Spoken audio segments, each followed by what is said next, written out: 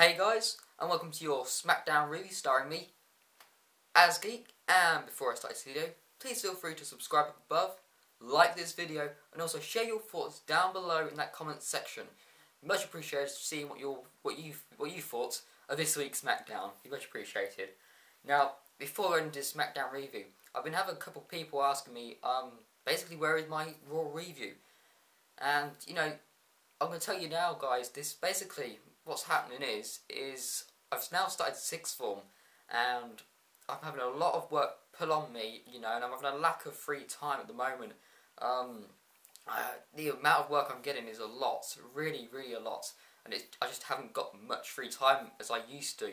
So I'm not sure if I'm going to do Raw reviews how I did, on a daily persistent of how I did it usually. It's going to be having a bit of a change round, really. So I'm going to see when I can best do it, and then I can do that for you guys. But my videos won't be uploaded as per usual. So I'm going to do a bit of an experiment, see what I can do with it. But I really want to keep doing my Raw reviews and also my Smackdown reviews. But the amount of work I'm getting is really a lot, and it's just giving me a lack of free time at the moment. But that's sixth form for you guys. Right, so let's start a Smackdown review, shall we? So we start off with Alberto Del Rio, Otunga, and also Ricardo Rodriguez. And the first thing I noticed is that they didn't even show their entrance because of the big video package they showed us with banning the Broad Kick. Because Sheamus can't win any other way, can he? Hint hint, submission. But anyway, you have them referring back to last year of at Night of Champions as well. And then you get via satellite, Christian, and apparently he has had shoulder surgery, as we can see. So that's why we haven't been seeing him on TV, I guess. But Christian basically pretty much says that the Bro Kick should contain, should still be banned. And then he gets quite a lot of heel heat for that, I will admit. Then after that you have Daniel Bryan, who interrupts Alberto Del Rio, who comes down. But basically, he just says that he has been a victim of the Bro Kick. And then he also mentions about how it should still be banned. And then you have him pretty much flipping out. You have him flip out. This anger management class isn't helping him a little. Well, he's helping a little bit, but on this segment, didn't really help him. But we'll get back to that in a second, because what happens is we have Sheamus, who interrupts Daniel Bryan, who's flipping out, and basically says, he just interrupts really and just comes down. We also get announced that tonight the main event will be Daniel Bryan versus Sheamus, which will be a WrestleMania rematch. This is what WWE love to do. They say, oh, WrestleMania rematch, oh, pay-per-view rematch, or whatever. It's something they do, and it just kind of brings the level of it down, having it on free TV. But I'm just saying that. You have Sheamus, who actually pulls off the neck brace of Otunga, and he goes into the he goes into the rope like that, but so it hurts his neck, I guess. And that ends the segment. I didn't really like this segment. I really didn't like it that much. The face getting over once again.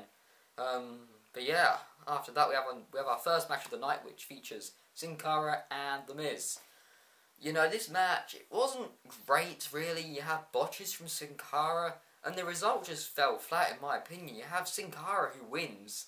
He does some roll up on The Miz and gets the win. He didn't even use his finisher.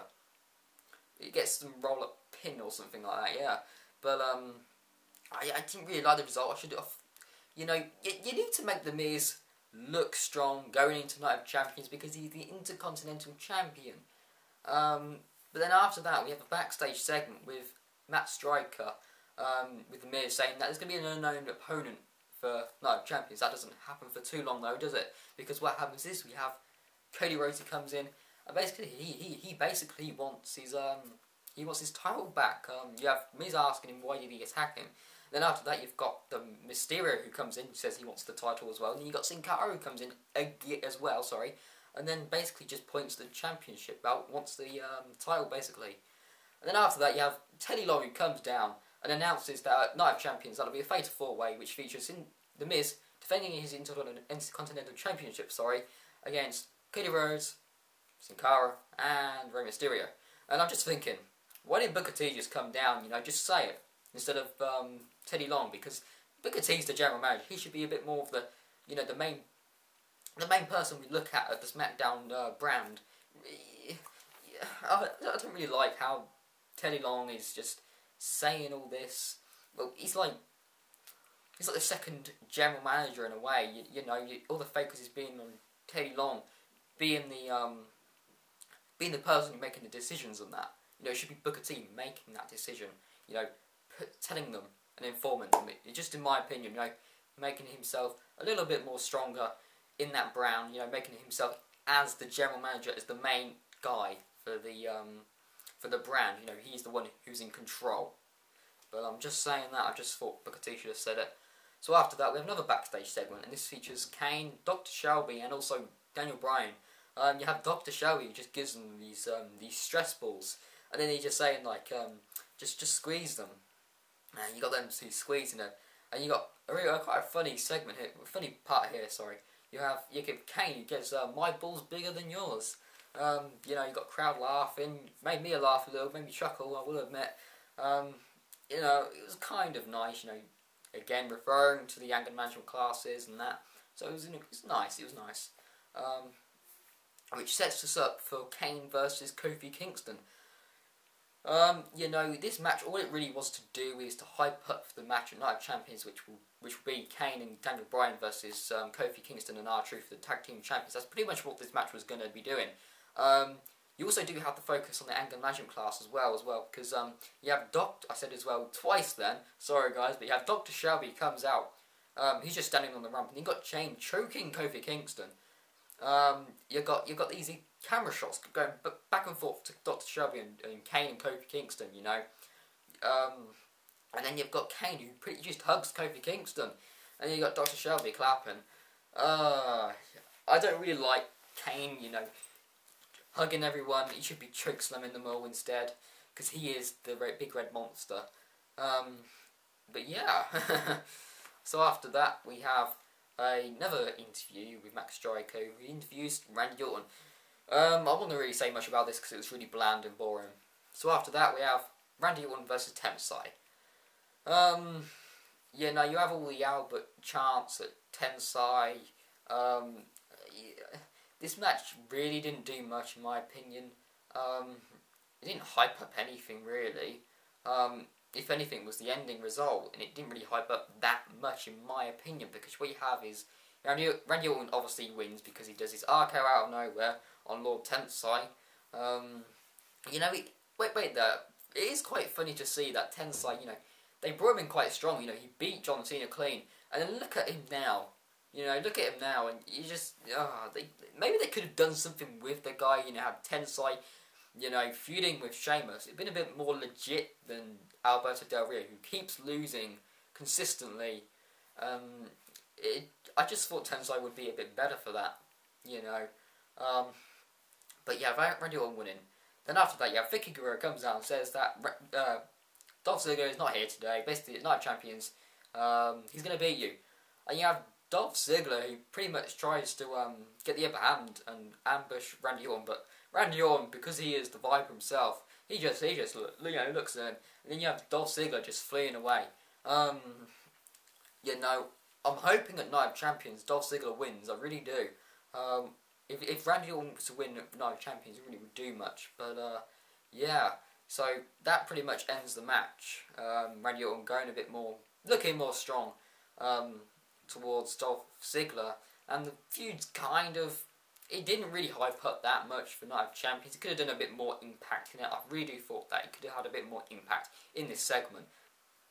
So we then come to Antonio Cesaro, and again, we don't see an entrance from him. He's the United States champion. He's not United States champion, sorry.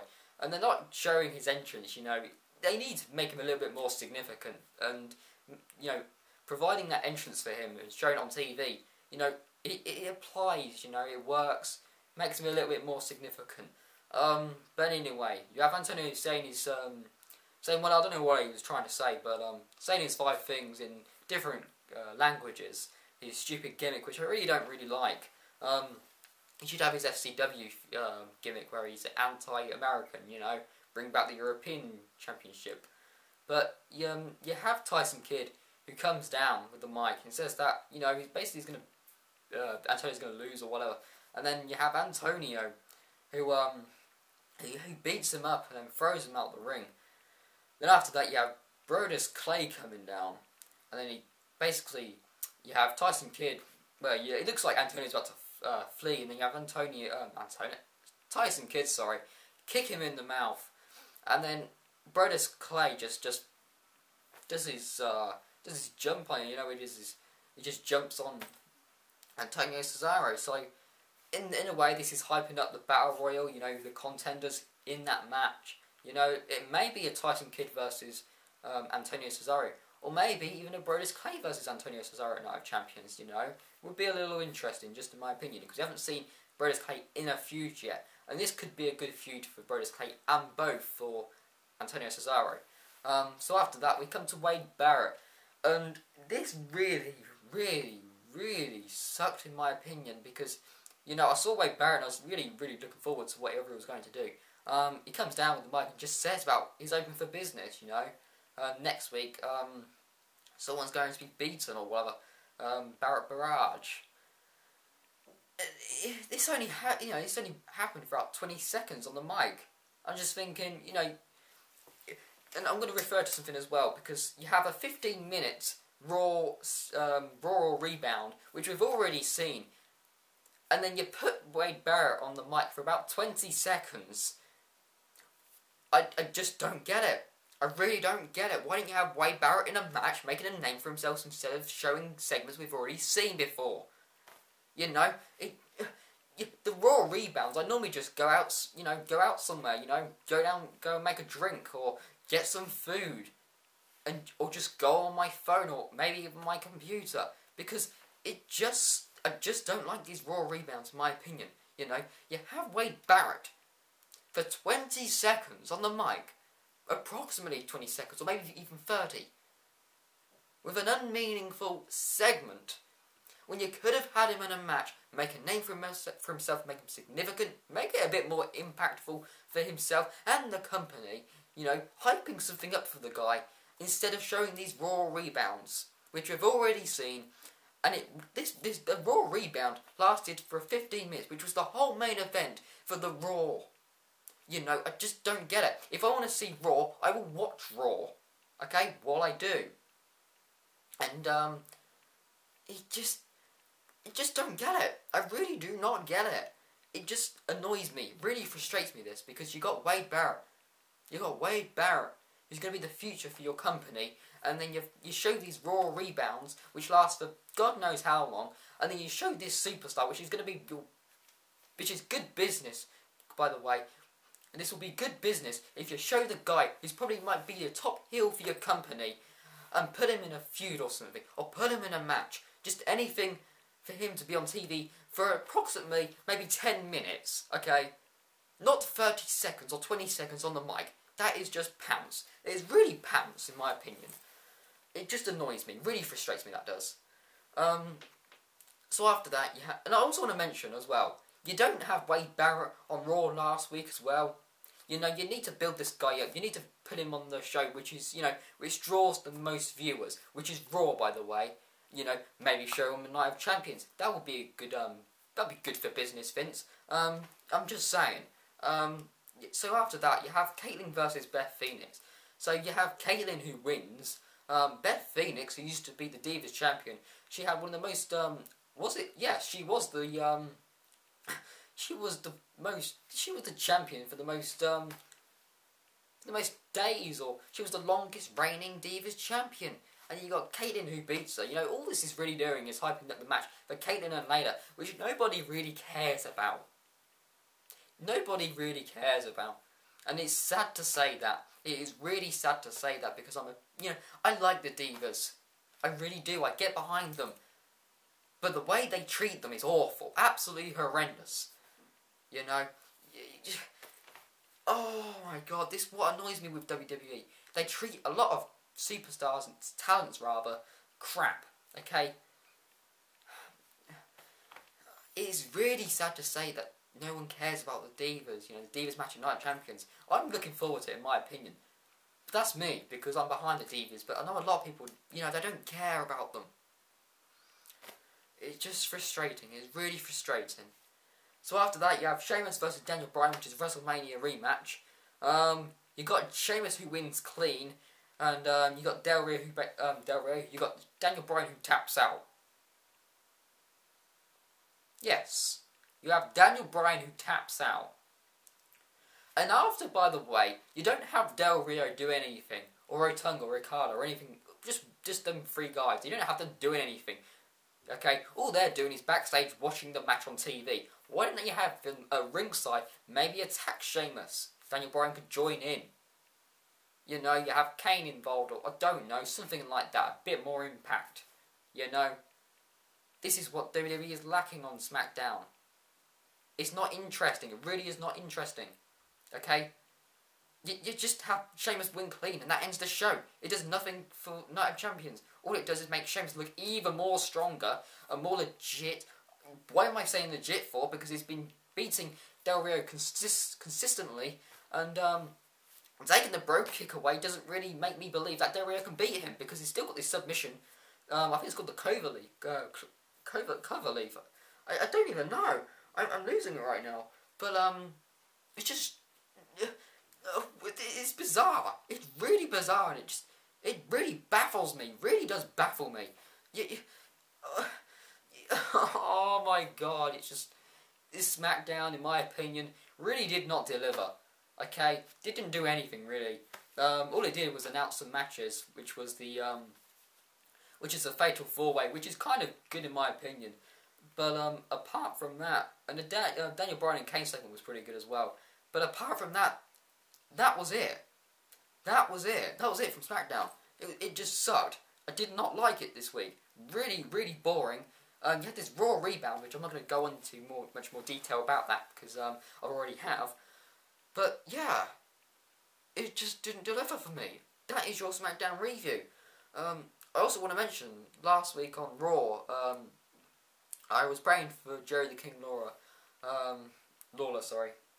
praying for him, and it looks like he's making a recovery now, which is really, really good. I know that last week, I didn't do my Raw review, when, the accident happened, he had the heart attack. It was very, very uncomfortable to watch, and I really do wish for Jerry the King Lawler. Hopefully he makes a speedy recovery. Just saying that. Hopefully Jerry the King Lawler, comes back to Raw, joins commentary as soon as possible. My wishes send out to you, Jerry the King Lawler. But that is your SmackDown review. Until next time, guys. See ya.